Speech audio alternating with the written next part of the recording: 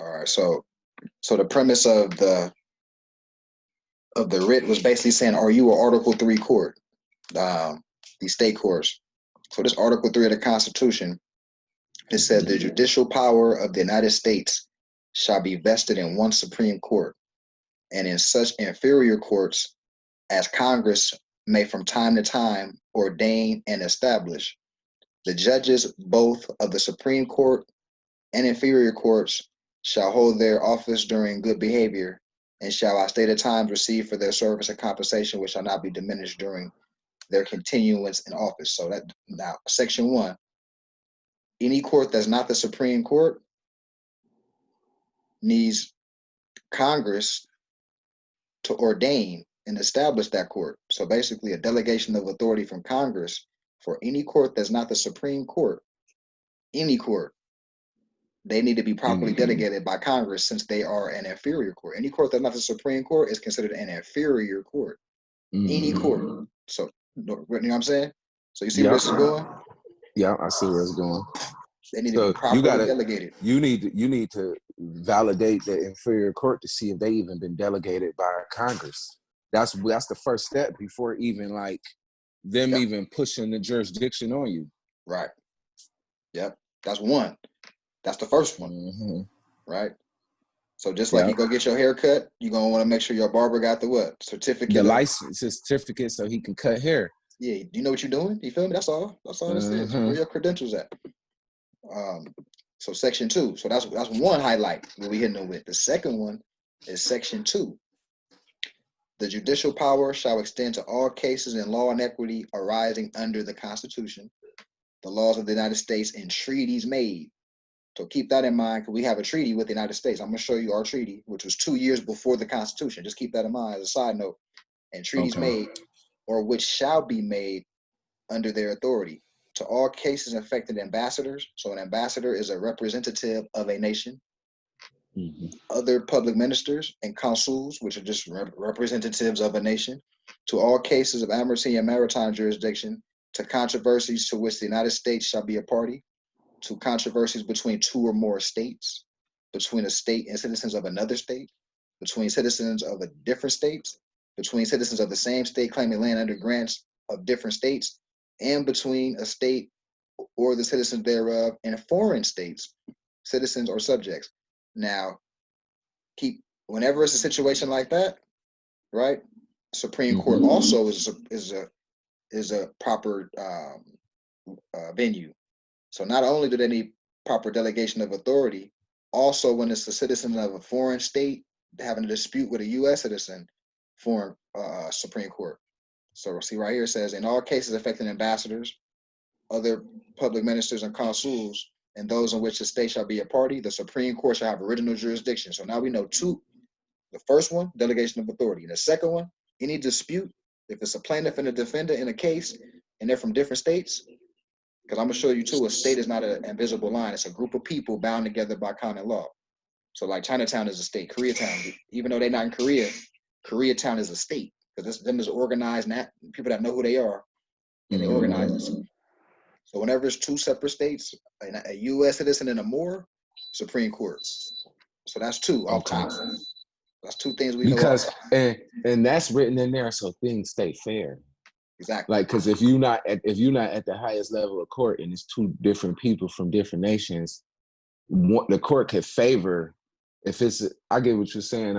I just peep that, and they don't even follow that shit. That shit crazy.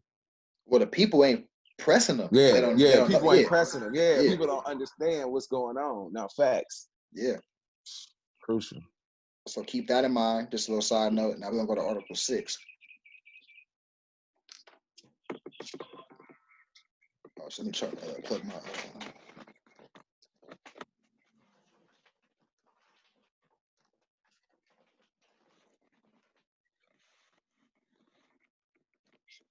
Okay, so let's go to Article 6, Constitution.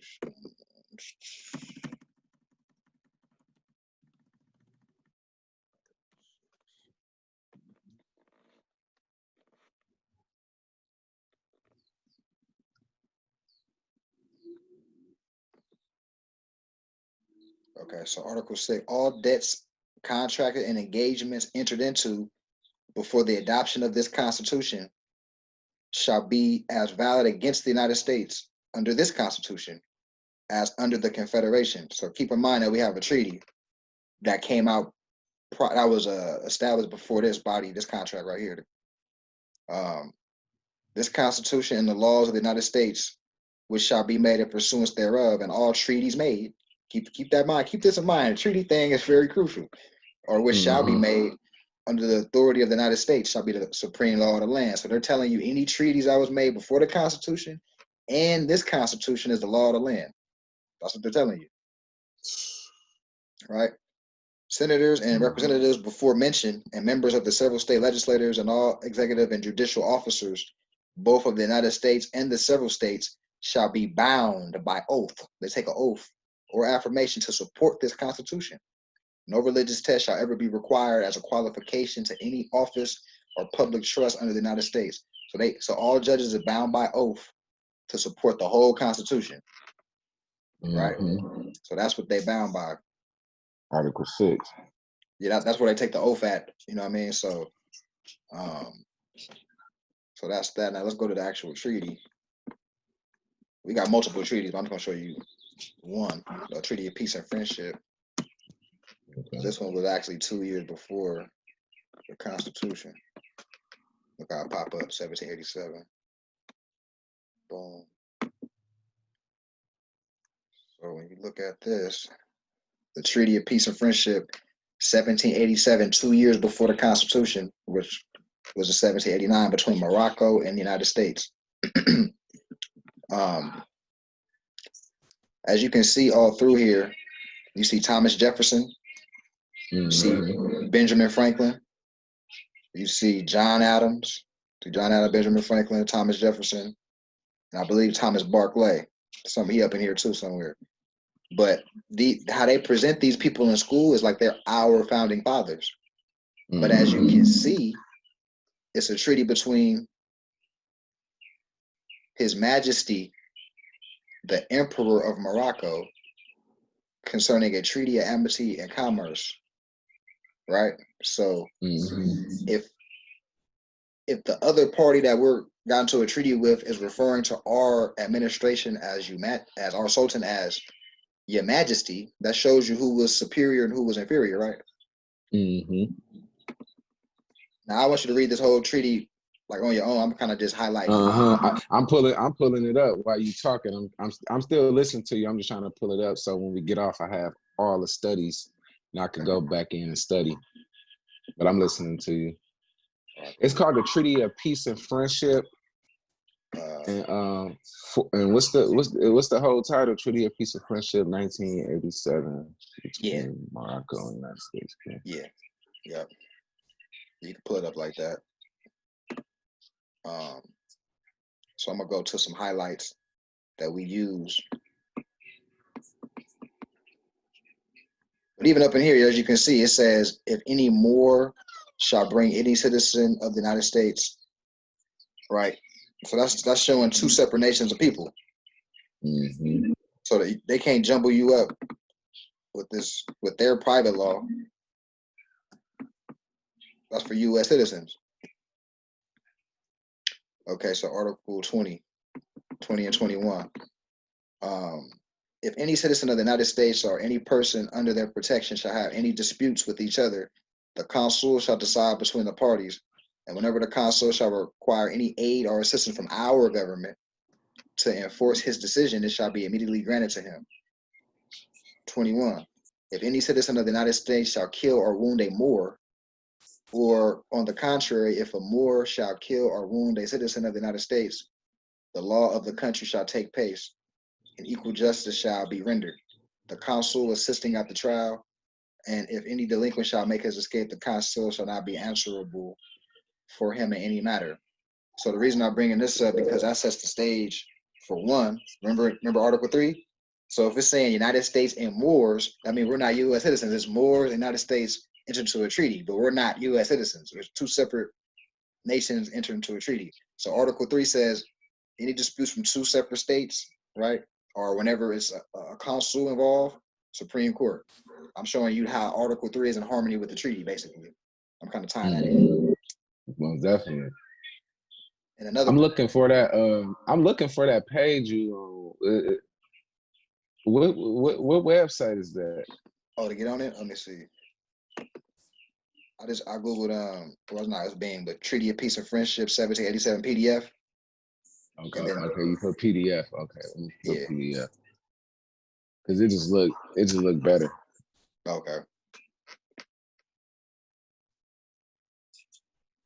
Okay, I think I found something. It looked a little different, but do it start off saying treaty sealed by Emperor of Morocco, June 23rd, 1786, and then to all persons to whom these presents shall come or be. I just want to make sure it's the right thing. Oh, okay. Is that the same verbiage you reading? Yeah. It was treaty translation, and I just wanted to make sure the first sentence was correct.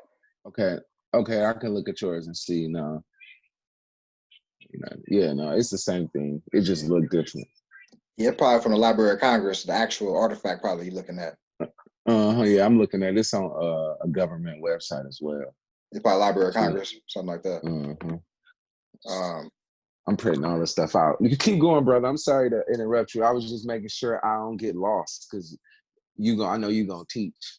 No, just stop me. Like whenever you got questions, because I want to just make sure it's all clicking. So just interrupt me, man. If anything, moving too fast or whatever.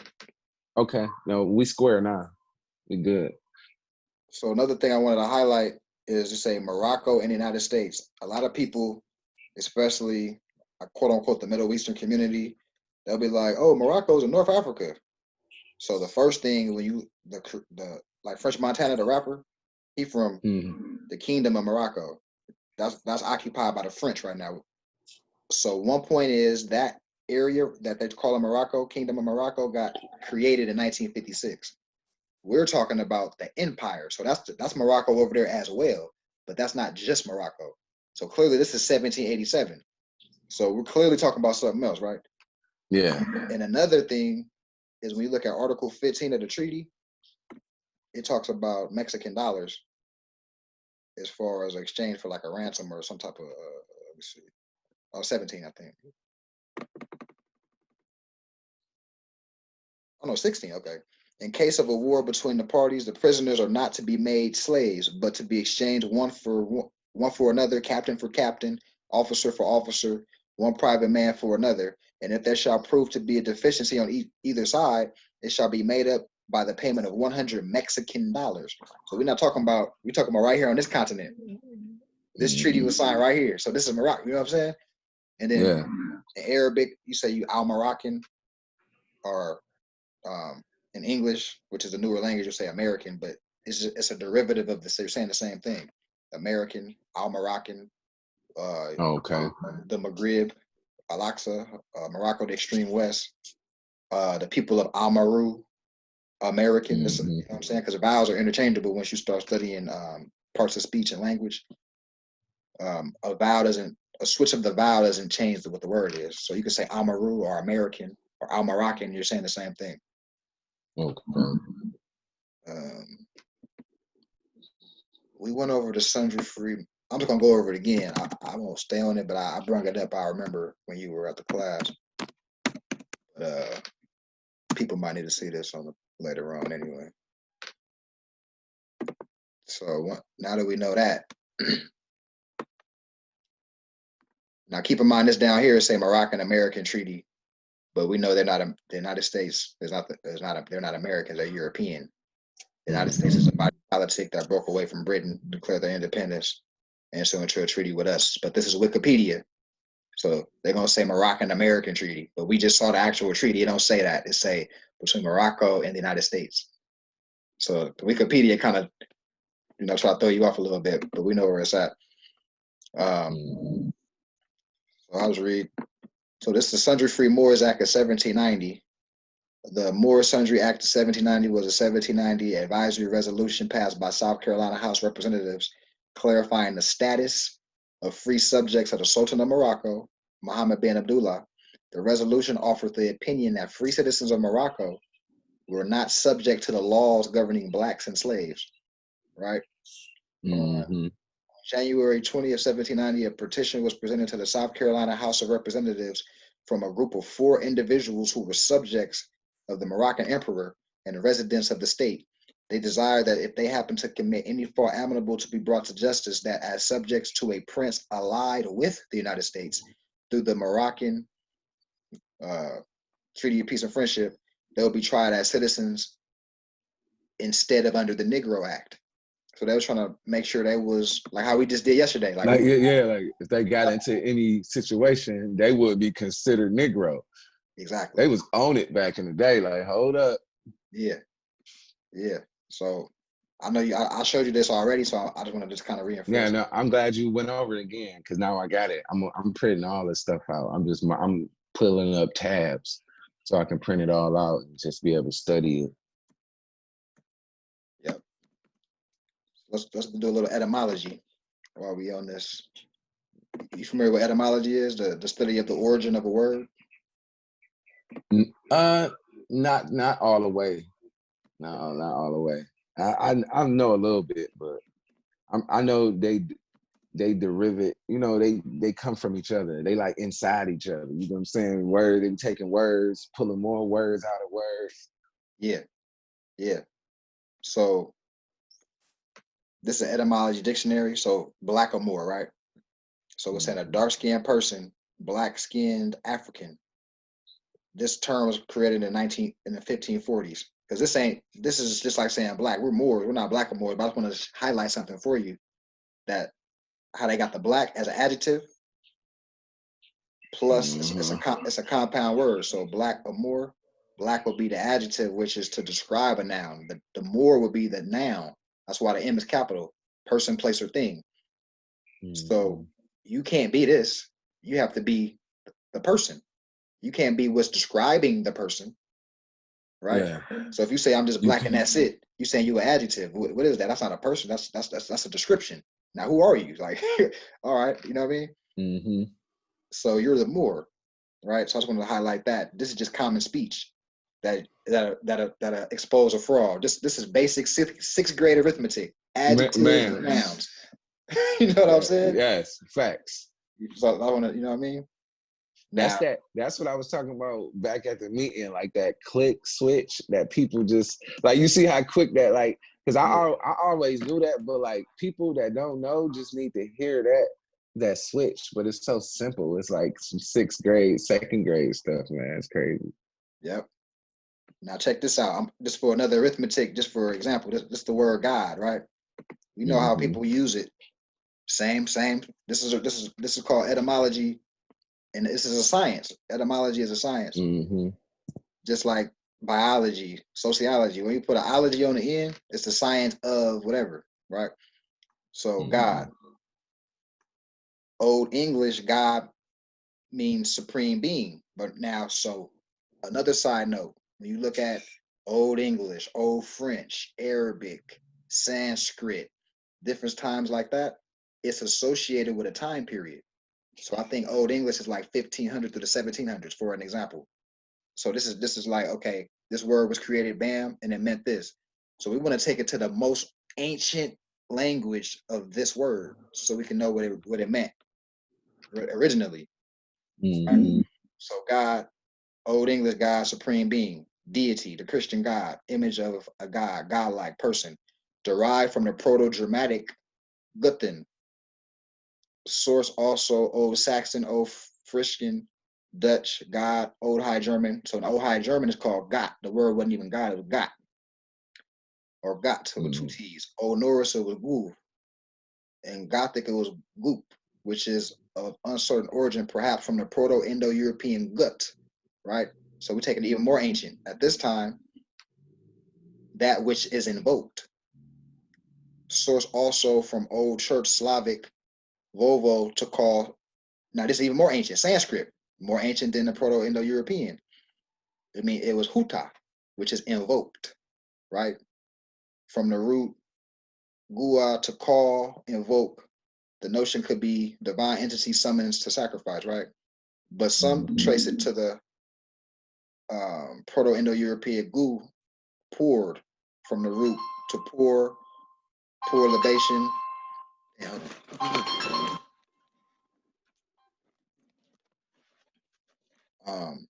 Where I leave off at. Pour libation. All right, poured earth refer to a burial mound. Right, so it means to invoke. The power to invoke is actually a trinity function: to invoke, to call upon, and pour out. Right, so all human beings have the power to invoke. If it starts off as a thought in my mind, I'm going to work out tomorrow. Right, and then I actually do that tomorrow. I just manifested a thought. I just invoked. I took it from the metaphysical to the physical realm. I manifest. That's invoking. It's facts. That's simple. Yeah. People try to make it so deep, but it's like that. So we are God. We have the power. No, we are. Yeah. Ye are gods for sure. Every human has the power to manifest. All right. So I just wanted to share that. That's how you would go about etymology. You would take it to the root instead of using it. Always go to the root. Yeah. Just to see how they twisted it and changed it, because they changed it shit at least 3-4 times. Once you look it up, it being changed at least 3-4 times. Yep. Let me go to Christian Black Codes, 1724.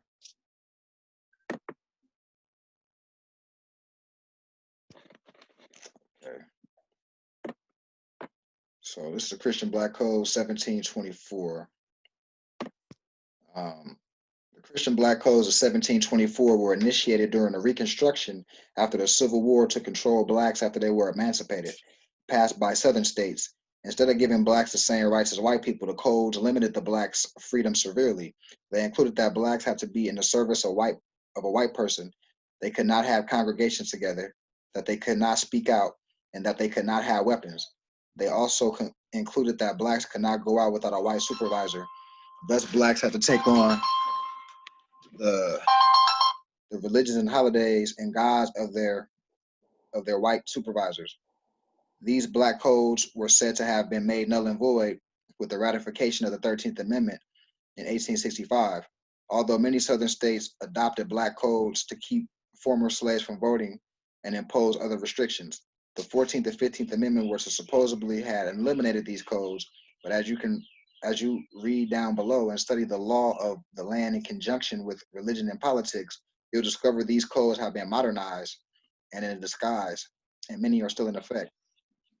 So let's go over a couple, and I want to compare and contrast to what's going on today and compare that with the Constitution.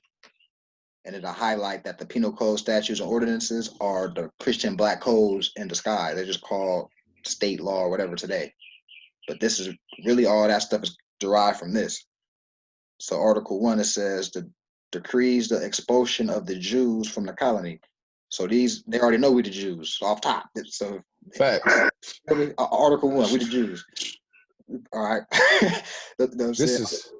Yeah, go ahead. Man, thank you. I just want to thank you, brother. Appreciate you, brother. Freeing my mind, brother. Yeah, man. That's what I'm here for, man. Man, I just pray the Father bless you, man. I'm listening. Article 2, make it imperative on masters to impart religious instruction on their slaves. Article 3, permit the exercise of the Roman Catholic creed only. Every other mode of worship is prohibited.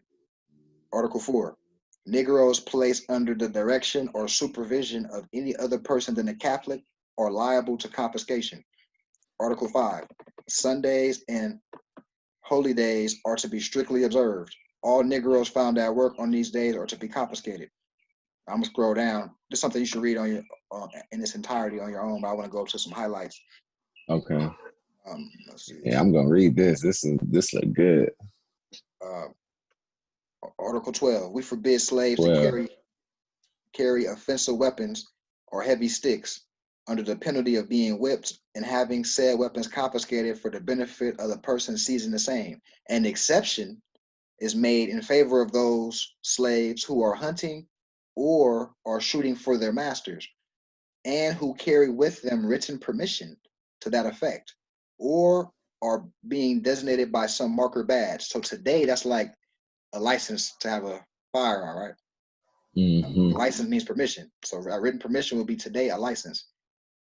Facts. Or some marker badge. So our Negro people that want to be cops.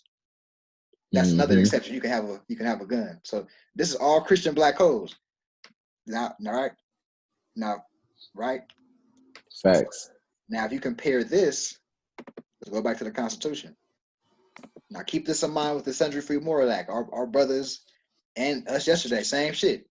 Sundry Free Morals Act and what we was doing yesterday is the same thing. We letting them know we're not subject to the Negro laws, Jim Crow, whatever, any of that Negro law stuff, penal code statutes. Now let's compare what we just read with the Second Amendment.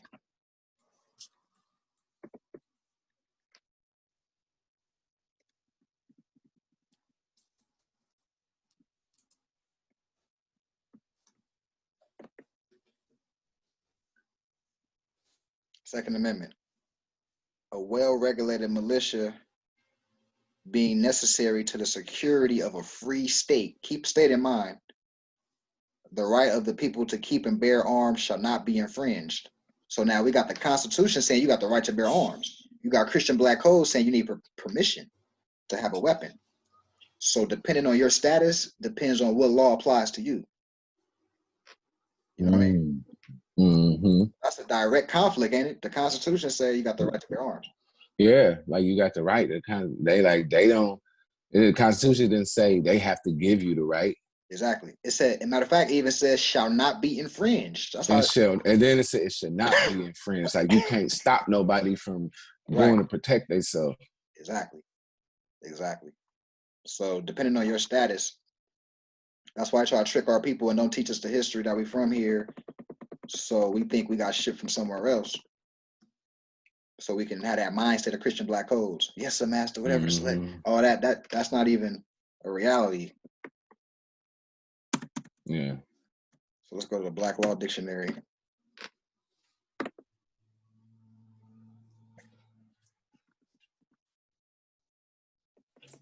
I got one of those, Black's Law Dictionary.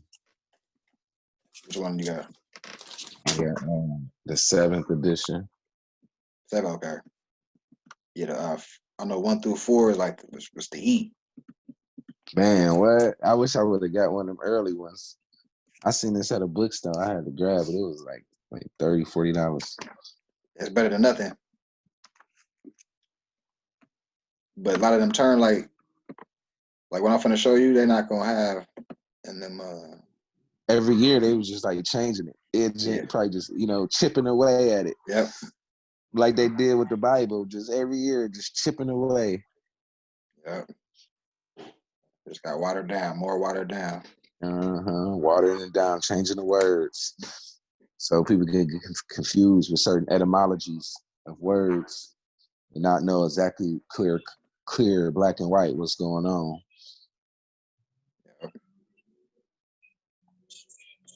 Okay. Man, thank you. You just gave me a whole new curriculum. That's what's up, man.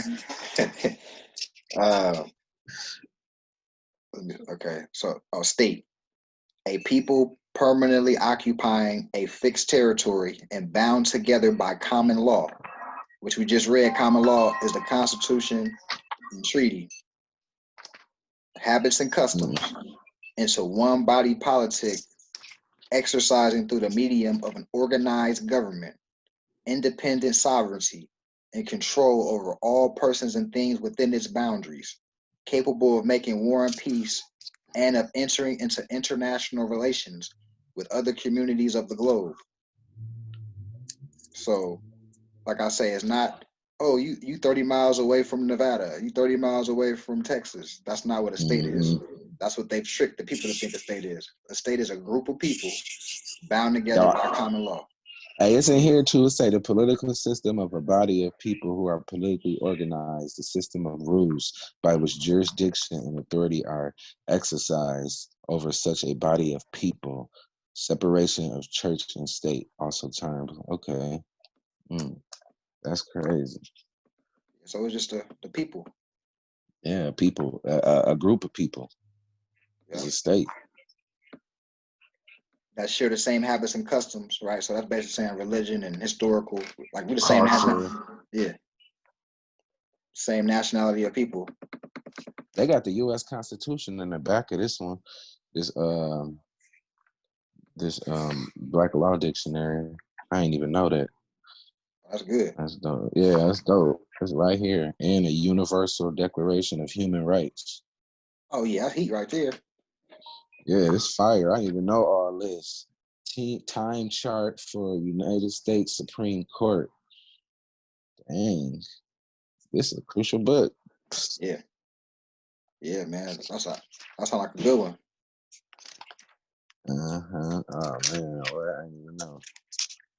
Cause I was looking through it a little bit, but man, you just gave me a map. Thank you. I got a map now. Now I know what to do and where to start. That's what's up, man. What's the topic for tomorrow? What y'all gonna be what you gonna be speaking on, teaching tomorrow? We're gonna do some mock court, so I'm gonna act like the judge and just see what people, you know what I'm saying? That's gonna be good. Yeah. Training. That's training right there. Yeah. Training. Yep. So here's status. Standing, state, or condition. The legal relation of an individual to the rest of the community. The rights, duties, capacities, and incapacities which determine a person to a given class. A legal personal relationship not temporary in its nature, nor terminable. Like, so what that means is you can't, if you Korean, you can't change that. It is what it is. But you can say, oh, I consider myself Black. Like, it'd be Europeans or Albions that live in our communities, and I consider myself Black. They can do that, but they can't consider themselves Moroccan because that's bloodline pedigree. See, Black is an artificial term. So you see where I'm going? So that's where we're saying your status is not temporary in its nature, nor terminable. It can't be terminated. Your nationality is what it is, right? At the mere will of the parties with which third persons in the state are concerned. So the state can't terminate your nationality. The state of California, once you tell them who you are, that's it. You have the right to self-identify. So like, how can I self-identify when it comes to like not using an ID that say I'm Black? Like, how do I? I'm gonna go over that after this. I'm glad you asked that. Yeah, because I wanna go about self-identifying and like when I'm identifying, when I'm talking to an officer, status is the first thing I wanna let him know that my status as a Moor. Is that the first thing I wanna say? Yep. And then I want to ask him about his status. What's his status as well, right? Yep. What's his nationality? Basically, you're saying what's your nationality? Basically, that's what you're asking. Because if he's European, it's saying Europe. So only Europeans that are on our land is the ones that we entered into a treaty with. So clearly, you're the state of California judge, which is a sister instrumentality of the United States. So the state of California is a part of the United States. So if you're not going to honor the treaty, then it's like they going rogue. You know what I mean? That's kind of why you go down that path. Okay. But let me say this before I lose my train of thought. Okay. So your status also means a state. So a state, your property, your assets, because it signifies the condition or circumstance in which one stands with regard to his property. Now, if you're saying you Black, Negro, color, Latino, Puerto Rican, Indian, these are artificial terms that Europeans put on our people. So now you become property, and property can't own property. That's where the mortgages and the property taxes come from to the minorities, the wards of the state, or U.S. citizens. Now, once you're in your proper person and you know who you are as in relation to the land, now you can own some property without some foreigner saying, "Oh, you owe me," right? Or you got to do this because your status has changed. Right? That makes sense. You got a question? Yes. Okay. Oh no! I'm with you. Okay. So now that we know that, let's go to what the title will be called in that status. It's called allodial. So we pretty much can create our own title to a property once we challenge, like I think I kind of went over last week, once you challenge the last owner of record and you see it's a European bank, you can push your claim in and create your own title and give them a chance to, I think I went to the wrong one, give them a chance to challenge. Because in law, once you give them an affidavit and you give them a chance to refute and they don't, they go into a default. And now you take that and file that at the county clerk. And hopefully by that time, you got a bunch of Moors that are civic-minded, organized government. We going in there with a plan, roofing, whatever, fixing it up. And we got to hold it down. That's the key. Working together. Yeah. What am I saying? Okay, yeah, Lordio. But if you got some questions while I'm looking for this, you might let me see it, Lordio. That's in the Black's Law Dictionary. Lordio? You look Lordio? Yeah. How you spell that? Lordio. ALLODIAL.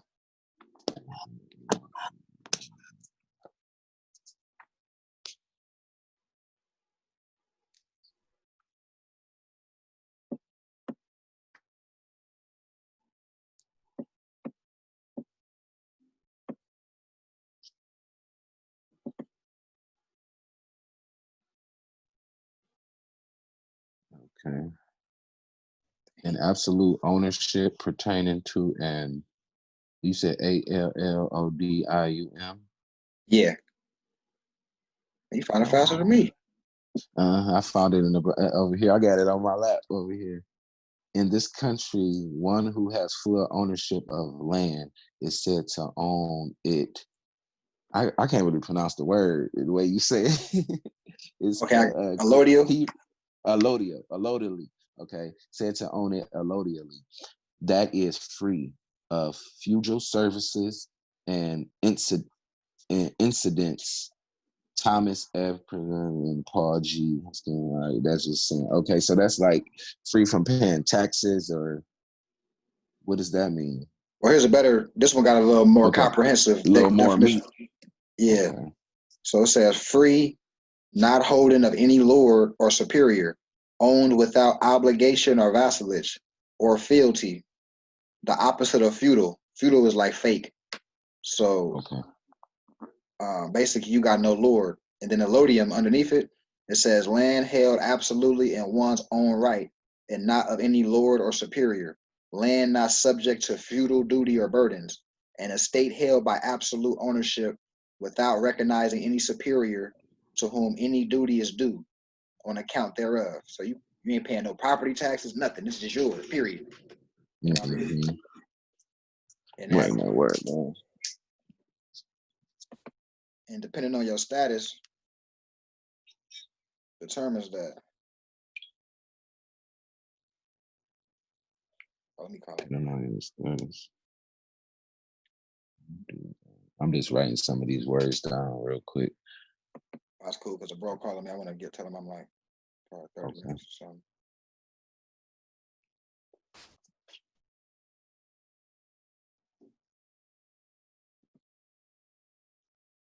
Peace. Yeah, I'll probably be like 30 more minutes with the bro.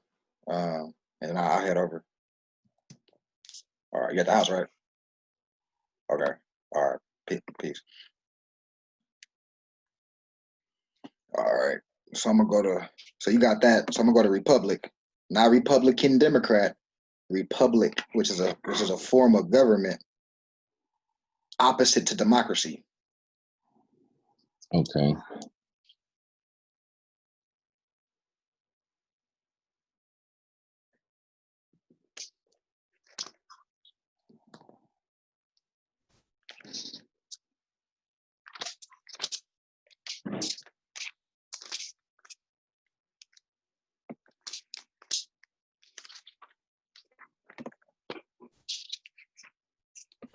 Okay. So republic, a commonwealth, that form of government in which the administration of affairs is open to all citizens.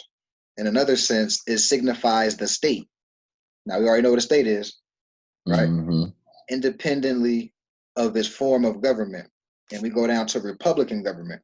A government in the republican form, a government of the people, a government by representatives chosen by the people, right? So like I always say, our Khalifa society is a state body politic, it's a state, and it's a republic. And we have our own elected officials, our treasurer, our secretary, chief executive officer, and secretary. I might have said that, our treasurer. So we got our own elected officials. If you go to Venezuela, they have a republic government. The Venezuelans are the mayors. The Venezuelans are the, you feel me, are the elected officials. The people of the land are controlling the politics. You know what I'm saying? The elected officials have the same nationality on the land that they're standing on. When it's operating like that, that's a republic. So really, we should be, you feel me? See, you know what I'm saying? Yeah, that's the right way. Yeah. Facts. What else was about? Yeah, system of government which the people hold sovereign power and elect representatives who exercise their power. So they working hand in hand with the people. Yep. It constrains on one hand with pure democracy in which the people, our community, and organizations hold wide sovereign power of the government. Yeah, see, why do you put that word? Why do you put that word democracy in there? That's that color. That's colorable because when you back to etymology, democracy. Whenever it's a D, you're talking about disabling, destroying. You know what I mean? So the whole point of the democracy is to come and destabilize the natives of the land. And they've been doing that. That's been their agenda since 1492. And that's been their word they use. Like when they went to Iraq, they want to push democracy. Exactly. And it's a code word. That's just a fucking code word. For destabilizing. Destabilizing. Yeah. Facts. Yep. So they so slick, man. They a crafty nation, boy. They a motherfucker. One thing I can say, these motherfucking white people, they craft. Boy, they'll make you smarter. Studying them make you smarter. Once you study them, you be looking like these motherfuckers is crafty as shit. Yeah, man. Woo, man. Yeah. I'm sorry to cut you off, bro. I don't want you to lose your thought. No, good, man. I'm glad you charged up, man. That's how I was feeling when I first heard this. I was charged, man. Man, what? It's like, man, I'm so charged. I gotta just set me a time later on. Probably gonna work out, and then probably later on gonna study, and probably go on a cleanse fast and just study this stuff, man. Yeah. And just study. I want to get rejuvenated, get my mind rejuvenated with this law. And you just gave me the map, so it's like, yeah, it go hand in hand too, man. Yeah, for sure. All this spirit, because this law is, if you don't have spirit, like spirituality, your spirituality dead without this. Yeah. Like, cause you just like, cause yeah, we all gonna hope on the Most High and hope on the Creator to bring justice, but you gotta let some justice come through you. You get what I'm saying? And we gotta put our foot down, but we gotta put it down the right way. We gotta have this knowledge so we can talk and be respected amongst all men. And like, you can't just sit back and just wait. Right. Fuck that. What we doing now is we're a party to the affairs of men. That's what we're doing. We amongst the affairs of men right now. You know what I'm saying? We're talking politics and, you know, nation building, you know? Civics. Yeah, and this is what we need to be talking about versus what a lot of other brothers and sisters own. So yeah. But we can't remember the scriptures. The scriptures say, "Search out a man, supposed to search out a matter." And it's like, you see a matter and you search it out to the end, and that's what we got to do. So now you see the plot. Now we looking at stuff that's unplugged from the matrix. Like, so now when you compare, you're like, okay, now you see what all the distractions is about. The reality shows, the sports, all this TV stuff, all these phones coming out, all these new iPhones. It's trying to distract you from this. You know what I'm saying? So they can keep playing you. Because a lot of our people attention span is real short. I start talking about some books, like, oh man, I got something to do. I'm busy. Yeah. They ain't got nothing to do. Yeah, you ain't got nothing to do. If it ain't about freeing your mind, so you like and prospering you, is like, and then people this knowledge, once like you like when you tell an ignorant person about some of this knowledge, like it sounds too good to be true. Like they tell people be so ignorant, it sounds too good to be true. Like what? Yeah. And it's like, but it's like it take a minute to unplug somebody from their Willie Lynch chip. You know what I'm saying? And like take the Willie Lynch chip out.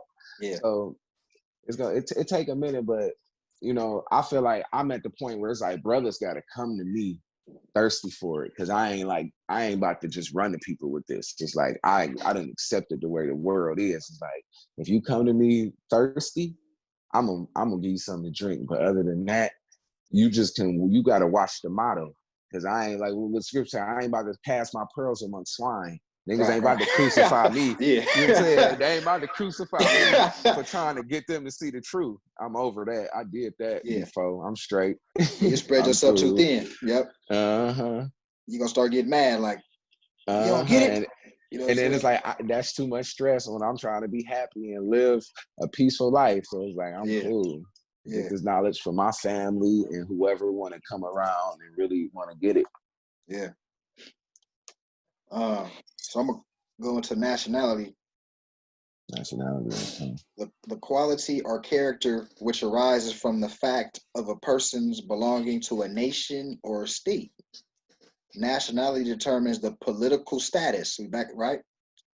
Mm-hmm. So your nationality determines your status. And we read with status, right? And that determines your relationship with the rest of the community and your relationship with your estate, right? So your nationality determines all that of the individual, especially with reference to allegiance. So your nationality determines your political status and where your allegiance is at. Are you allegiance to your people? Wow. Right? So I wanted to just highlight that, because that all nationality, status, it all goes together. It's all one. Yep. I'm just looking it up, so I have it. Nationality.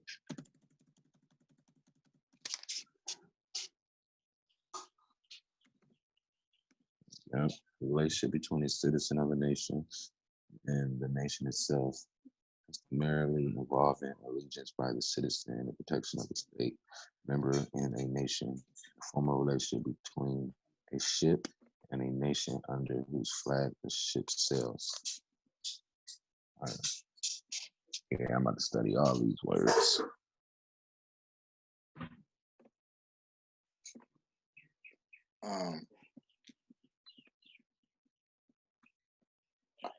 You know, I might go into the Christian Crusades later.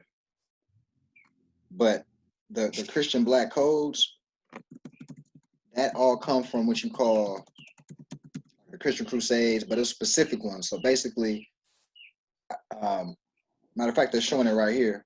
It's a list of crusades. The first one right here, right? Second one, third one, fourth one. But all these is where the Pope would sanction knights, like the Knights Templars, Knights of Columbus. Right now, today they secret societies, but back then they were like riding on horses with shields and shit. That's what all the medieval time was about, was conquering the Aboriginal people west of Rome. And they'll do what you call papal bull, which is like a charter issued by the Pope to give the king or queen that was heading the army to attack the Aboriginal people west. And if they were successful, they would start the brainwashing, burn the indigenous books, separate the moms from the children so the kids don't know who they are. And then once it's a well-oiled machine, force them to go to church. Christian Black Code, force them to church every Sunday, right? That's the brainwashing system. And then once they successfully brainwashed, they want 10% of the spoils to go back to the Pope. So whoever, they became feudal lords. The Europeans, because they're not from here, but they became feudal. That's where that term comes from, feudal, which they're not from the land, but they're acting as the boss because the people were asleep. The original people of the land don't know they original no more. So now they think, you know what I'm saying? So that's where that whole... that's crucial. Unum Sanctum. Unum Sanctum. There. Oh yeah. See, Unum Sanctum was one of those papal bulls. Since I brought it up, I just read one of them. So look, this one from the Pope, whatever. You're gonna see it's a bunch of popes from 1492. Matter of fact, from the 1000 something all the way to today. You're gonna see some pope was involved of trying to uproot the indigenous people from their land and turn them Catholic. So the bull Unum Sanctum, in which Pope Boniface VIII asserted his right against King Philip the Fair of France, is a landmark in history of the doctrine of the papal primacy. The following English translation of the Unum Sanctum is taken from a doctoral dissertation written by the Department of Philosophy at the Catholic University of America and published by the CUA Press in 1927. Urged by faith, we are obliged to believe, to maintain that the Church is one, holy, Catholic, and apostolic. We believe in her firmly, and we confess with simplicity that outside of her, there is neither salvation nor the remission of sins. So they're basically claiming anybody not down with this Catholic thing, they just basically they sinners, they heathens, they pagans, they call us pagans. They can't be saved, and that Right. shit, that Catholic shit, some shit they just derivative, they just made up. They don't even do none of the shit in the scripture. Catholic, they fucking going to a man asking for forgiveness and shit. Like what? Yeah. That shit's silly as hell. Like Yep. what? Yeah, I got him up too. Read that, and then read because all it's gonna say that you're gonna see, it's gonna say all the same thing. They all trying to force the people to turn Catholic, and they calling us pagans and Saracens and devil worshippers. Yeah, and they was doing, or because they doing pagan, they the pagans. They right. Try to say we was pagans, and then they took our so-called religious culture and turned it into some pagan shit and try to act uppity, but they pagans like a motherfucker. I'll be looking at even some of the even what they did to Islam in the Middle East, that they over there kissing stones and doing stuff, but they claim they not pagans. But when we was kissing stones in Africa and doing all that, they like, nah. But but what they say, they stone fell from Allah. Like it fell from Allah's kingdom. Like Allah is some, like he's just irresponsible to where one stone fall in the Middle East, which are white Arabs, but black people, we can't have nothing. Right. When we say God, a stone fell in Africa, they like, y'all can't have nothing. But y'all can have a stone, circle the stone, pour stuff on it, and appear holy. It's all a game, man. They playing the game. Yep. It's like, it's all for that. Once I see people doing too much on the outside for their spirituality versus inner, I know they on some bullshit because the battle was inside. Exactly. And they took like how we was in tune with nature and getting medicine from the earth and knowing, we created the calendar and knowing what the planets do for human beings and stuff like that. For our energy, like I'm a Virgo, so most Virgos are similar to me. Most, what I'm saying, if you're the same sign, you're gonna have similar characteristics, but that's planetary understanding. And so different stuff like that, they consider witchcraft or they call it voodoo, or what I'm saying, they make it like a try to blacklist it. Yeah. Because they wanted to kill you. They wanted you not to know that the earth will save you as a medicine. And they wanted you to not know that so they can give you the pills and kill you slowly. They wanted you to get away from your ancient connection. It's still in play today. All this stuff is still in play. Damn, what the hell is this shit doing? They don't want you to see Doctor Discovery, huh? I just put that up too. Ooh, they put up the original one. Like the picture of the file of the like paper, original paper. Isn't a whole, it looked like it's in like, let me see if I can show you. Let me flip my camera around. Can you see? Is that the one? That's it? Okay, yeah. Yep. Okay. That's So crucial. the papal bull Intercatera issued by Pope Alexander VI on May 4th, 1493. Because remember, 1492, the famous Christopher Columbus story, he discovered America. Mm-hmm. Really, what happened was a part of our empire fell on Grenada. So, we didn't call it Spain. It wasn't Spain until after the Europeans conquered it. Queen Isabella and King Ferdinand, they united their kingdoms, and that was the first part of our empire that fell in Grenada. And then after that, they start calling it Spain. And then after that, they start coming west to see if they can conquer some more land in the Americas. So the papal bull Intercatera issued by the Pope May 4, 1493 played a central role in the Spanish conquest of the New World. That's what they start calling our people Spanish. But that's not a nationality, that's a language. Mm-hmm. The document supported Spain's strategy to ensure its exclusive right to land discovered by Columbus the previous year. See, it established a demarcation line 100 leagues west of the Azores and Cape Verde Islands and assigned Spain the exclusive right to acquire territorial possessions and to trade in all lands west of that line.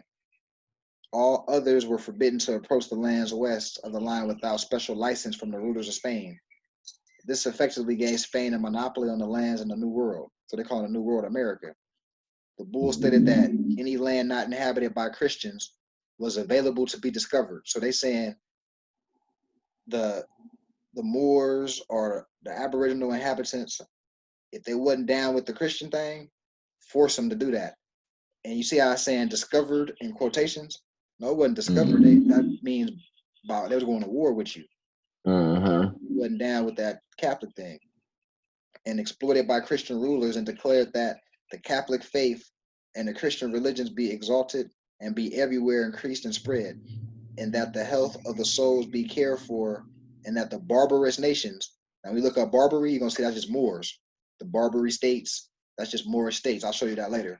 The barbarous nations be overthrown. So they're talking about overthrowing us, the Moors, the Aboriginal people, and brought to the faith itself. So that was their mission, to overthrow the Aboriginal people and take over. This doctrine of discovery became the basis of all European claims in the Americas, as well as the foundation for the United States' Western expansion. In the Ooh, US, that's crucial. They say the United States Western expansion, so they basically saying the United States was Rome, was Europe and all that, and they just expanded over to the West. Exactly. It's the same shit. That's exactly. That was the way they put that term just connected everything. Like y'all all in cahoots together. Yep. And this ain't Europe. This ain't Europe. You know. Yeah. In the U.S. Supreme Court in 1820, the case Johnson versus McIntosh, Chief Justice John Marshall opinion in the unanimous decision held that the principle of discovery gave European nations an absolute right to New World lands. In essence, American Indians had only a right of occupancy, which would be abolished. So, colorable language, we know we're not Indians. This never was India.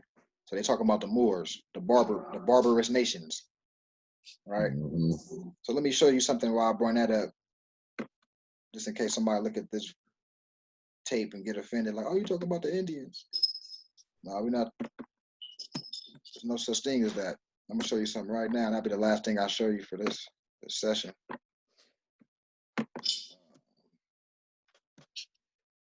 What's that? Delaware.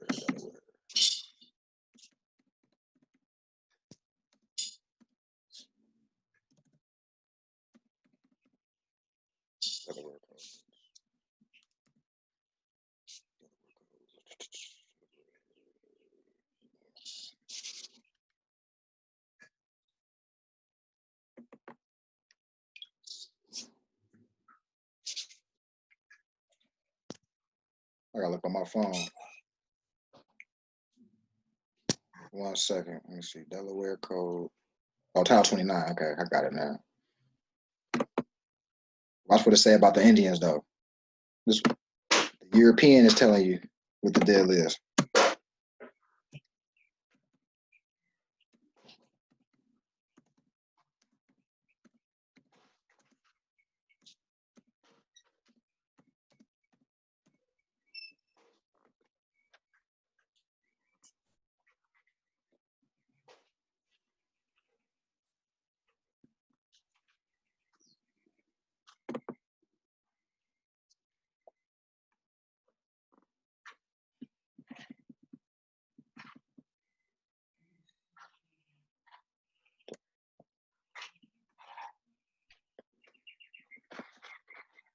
Man, I don't want you to see it. Take it off. Oh, it's all 25. I'll put tile 25. I'm at 29. I'm tripping. I'm like, damn, what the hell is this?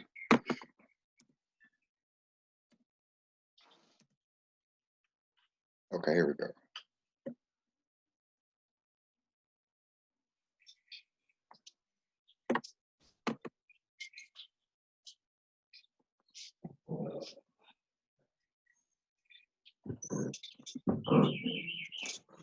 Delaware Code, Title 29. This shit tripping, man. This is my computer. Was it pop? Did something pop up on your phone? No. I was just saying that's what you're looking up, so I can look it up too. Yeah. Delaware.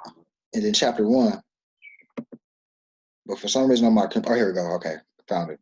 Chapter 1, jurisdiction and sovereignty. So this is from they people, the United States telling you this. Delaware governmental website.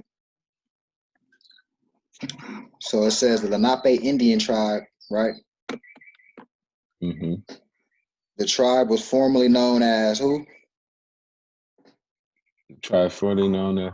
Hold on. What's the Lenape Indian tribe of Delaware?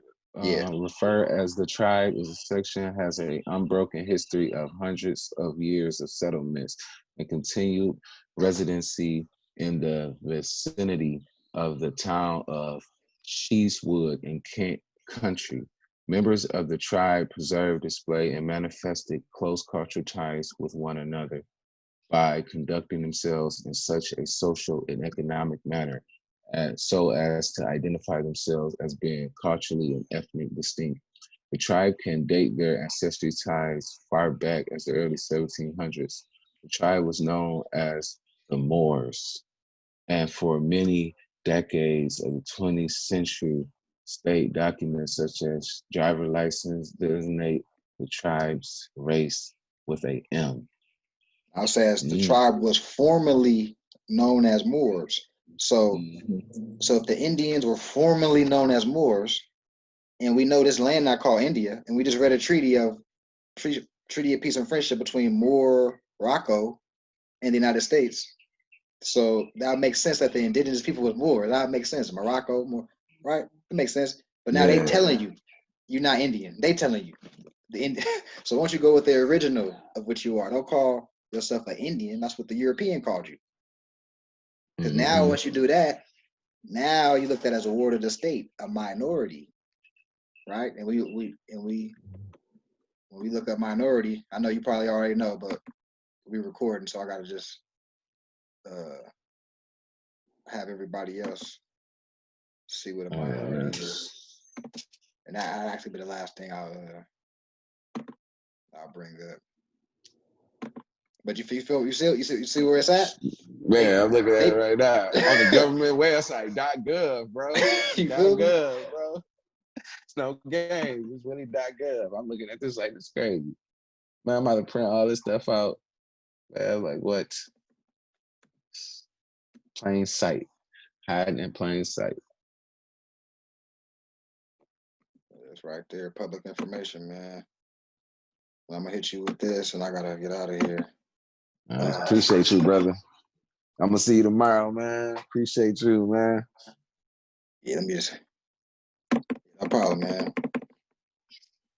It's really. I know you saw this already, but it's really for the people. Okay. Minority, because it all ties in. So when you don't know the real history, and all you do is just listen to ABC and Fox, and with the European telling you what the deal is, you get tricked.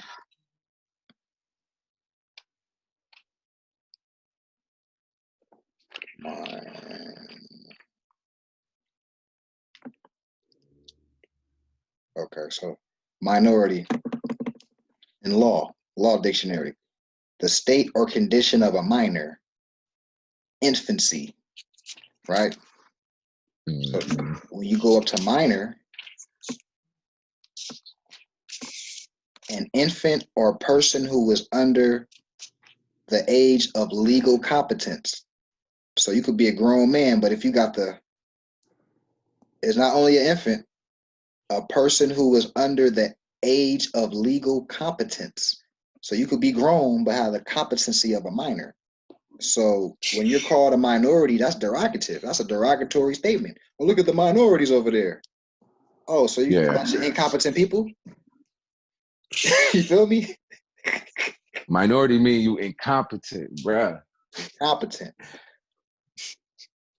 You feel me? Yeah, like they trying to say, they changed the definition like, oh, minority mean it's just not as many of you. No, that don't mean that shit. No. That mean you try to say I'm incompetent. Yep. Because they really going off the law dictionaries, the law definitions. They not going off the little bullshit definitions that's, you know, slang. common. Slang. They going off law, and then they go, bruh. You feel me? Hell. Yeah, man. It's like a veil on people's eyes. Hell no. So this the Matrix. We unplugged from the Matrix. YouTube gonna be free, man. Whoever watches YouTube. Oh man, brother. Thank you so much. I'm just overwhelmed with joy, man. Just like, I looked that up too. I'm on the Black's Law Dictionary. I got the minority, and I just looked it up. Like, that sounds crazy. A state or condition of people under legal age. Term infancy. A group having fewer than controlling number of votes. And then they slide that in there. They try to slide that bullshit in there. Like, that's two different definitions, my G. Yeah. You can't tell me this word mean two things, my nigga. Like, nah. Like, you see that? Like, they telling you the state of condition of under legal age, the infancy, and then you're gonna say a group having fewer number. Like, man, that's two different things. Yeah. You telling me that's meaning? Yep. People got to get critical thinking skills, be able to think for themselves. Yeah. Because once you start thinking for yourself and trusting yourself, this shit ain't making sense, man. Yeah. Whew. Yeah.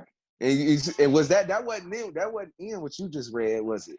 No, mine was a little more like flat out, like straight up. You know what I mean? Man, yeah, you're right. The 7th, they got some shit in here, but I'm gonna have to like read careful.